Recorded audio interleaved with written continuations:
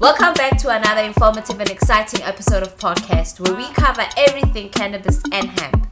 If you haven't subscribed yet to our channel, please do so, as this will help us sustain our channel. And remember to cannabis responsibly at all times. All right, thanks, Mo. Thanks for having me on the podcast again. So, yes, I'm going to take you through my process of kind of figuring out my soil, making it, amending it, and so on. So here where I am, in some part in Gauteng, we're not giving locations here. I'm dealing with a very clay-heavy soil. So I have a little sample of it. I have it in a fabric pot because I was doing some little experimenting on it.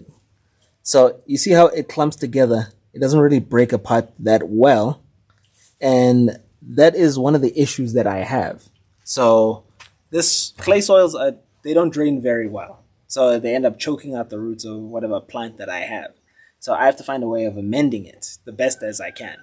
So what I found is one thing that you can do for, actually this goes for any soil, is you can just add organic matter. So to this clay, what I would do is I would add maybe 1 to 3 parts clay and compost. One test that you can do at home is it's called a jar test. So essentially you put your soil in a jar, you fill the jar with water, and then you shake it.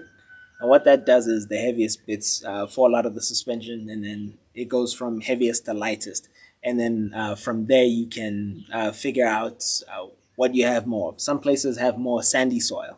So the issues that they would have is their soil drains too quickly. It doesn't hold water. It has trouble holding on to nutrients. So you would add maybe a more clay soil, or you'd add something like peat, or you'd add something absorbent to hold on to your water and your other nutrition, or your other nutritional components, your organic matter. So that's one thing that you can do. And we'll put in the link for the jar test to walk you through that. So yes, to the soil, I'll add 75% organic matter, just so that it would drain well. And the advantage that I have with clay soil is that it has a high CEC. What CEC stands for is cation exchange capacity. Essentially what that means is it holds on to nutrients a lot better, and it gives out nutrients a lot more efficiently than a sandy soil. So clay soil isn't necessarily a bad thing when you are able to address the drainage issue. So that's what I've been able to do here. But what I want to touch on more than that is how cannabis can actually help you out with your soil. So with cannabis, actually every plant, there's something that's called a shoot to root ratio. Essentially, however big the top is how big the bottom is.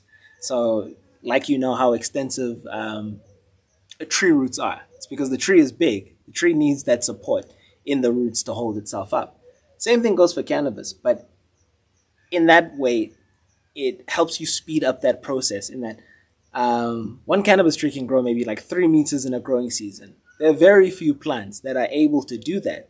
So in that way, its extensive root system is able to break up your clay soil. So instead of needing to add maybe organic components to it or too much fertilizer, you can have a cannabis tree. You can have your cannabis plant there, and it's able to do that for you.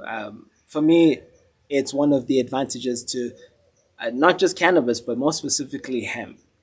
Hemp will do that for your soil, but it also has the added advantage of weed suppression. Like it grows so quick, it outcompetes everything else, which is a plus as well. So that's what you can do. But in lieu of cannabis, maybe where you are, cannabis is very taboo, or you're unable to put cannabis where you are, you can do what I've done in other plots, because I don't have that much cannabis. According to the legislation in my country where I am right now, I am limited to the amount of cannabis that I'm allowed to have. So what I've done is I've let my areas grow wild. So the spaces that I want to cultivate the next year, the soil that I want to build upon the next year, I essentially let weeds just colonize it. I let weeds take over, and it's essentially the same principle. The roots from the weeds, they get in the clay soil, they break it up. But what I will do at the end of the season is I will cut them down and essentially just turn them back into the soil.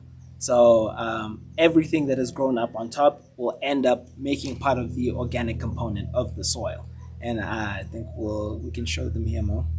Oh, okay. So all the space here, where all these weeds are, blackjacks, all of that, it's not for nothing. It's helping me out with the soil, number one. Number two, it's holding the soil together. It's preventing soil erosion, because when you have your land just open with nothing on it or without mulching, it erodes very quickly. It dries out, and then the wind just picks it apart and just turns into sand, and it's gone in the wind. So here, I'm amending my soil in that way. I'm breaking it up. But what's going to be happening now is the soil that I will be building on will have a higher nutrient content.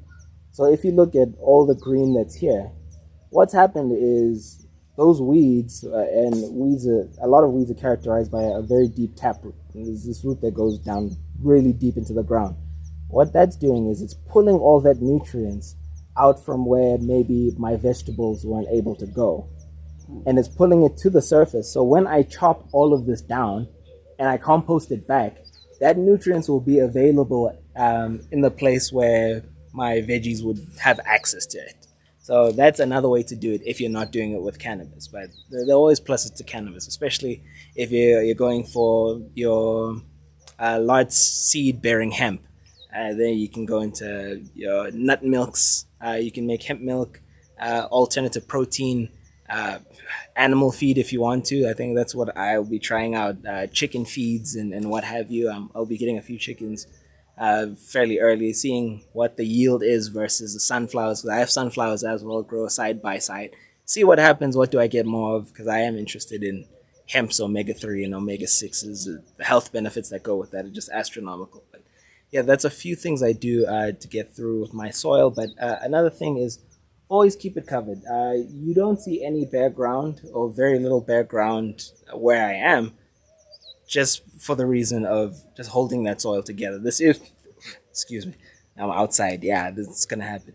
This is virgin soil. So nothing's been grown in it, but I need still to amend it. Because with a lot of our foods, with a lot of our rich, healthy foods, they're going to require that nutrient content, which is where cannabis also comes in. If you can grow it early in the season, it is a very high nutrient demanding plant. You can find out what your soil is short of, short of actually sending your soil in for getting tested.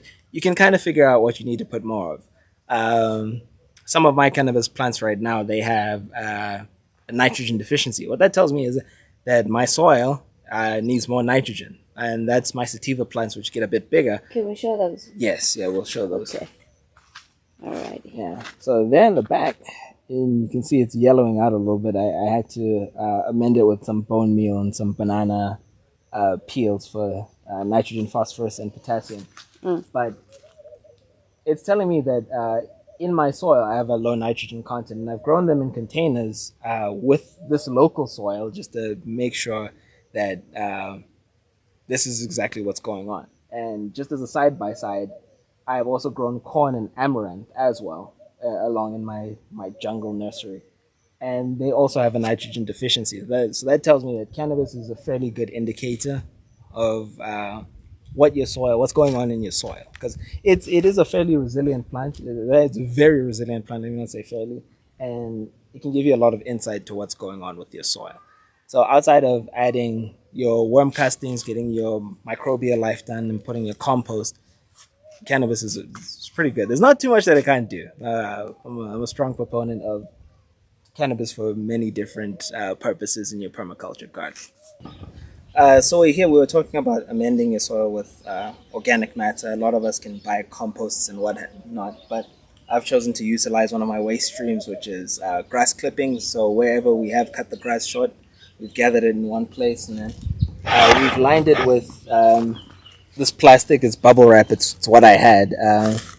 But anything just to insulate wherever you're going to be putting your grass clippings or what have you. There is a 30-to-1 that we have to take into consideration.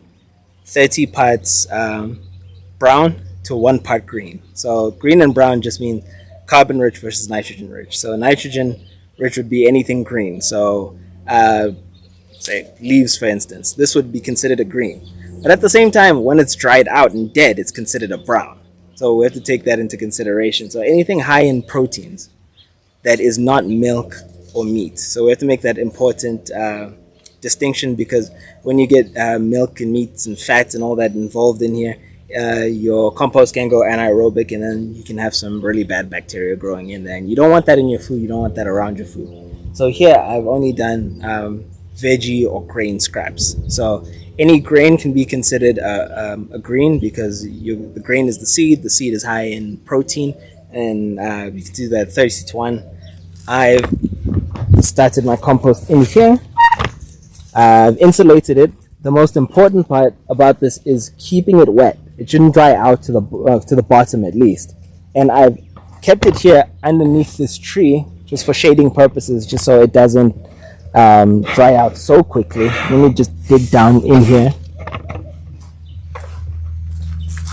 Yeah, so we can see what happens. Let's get in here. You see, it's mostly green, and then we have some of the food scraps. You can see how it's getting like really dark, really black. That's what we're looking for. This is composting happening, and as you can see, there's a lot of insect life in here, which isn't a bad thing. So the insects are expediting the breakdown of all these food scraps and other particles and what have you. And what they're doing also is they're adding microbes to my compost. And your microbes are important in that your microbes are the ones that are actually going to be breaking down the macronutrients and making them available to your plants. So whatever nutrients are in here, they'll only be available to your plants once your bacteria have broken them down. So the organic farming is the best farming. It's the farming that was here before we were farming.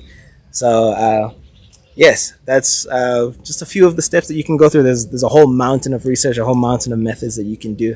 I'm working on KNF right now, the Korean natural farming, essentially fermenting your grass clippings and your waste, and you're turning that into liquid nutrients, organic liquid nutrients. But I think that'll be for another episode. But until then, cannabis responsibly. Aha. Thank you so much for watching. Please don't forget to hit that subscribe, like, and share buttons below.